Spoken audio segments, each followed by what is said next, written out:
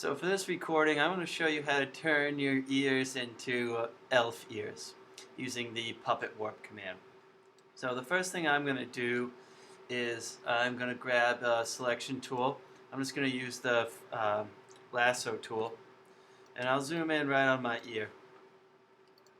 And what I'm going to do is I'm just going to be real precise about selecting this.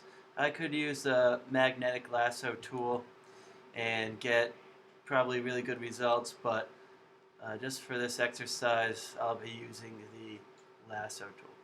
So I'll make a selection like that, and then I'll hit Control C and Control J to output it to a new layer. So I have that selection just on its own layer.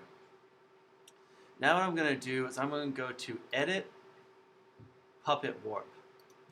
And what this does is it throws a mesh around my ear, and my cursor changes to a push pin looking icon.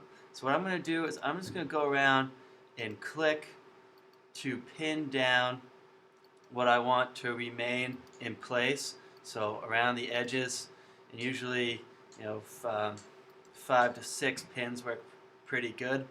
And then what I'm going to do is I'm going to click at the top of my ear, and I'm going to drag, and I'm going to keep dragging up until it gets really long and pointy like that. Then I'm going to release and click the check mark to accept the transformation.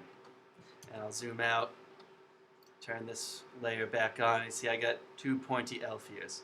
You can see right down here I have a little work to do with the clone stamp tool. So I'll just grab the clone stamp, set the appropriate flow, and then hold down the Alt key to sample.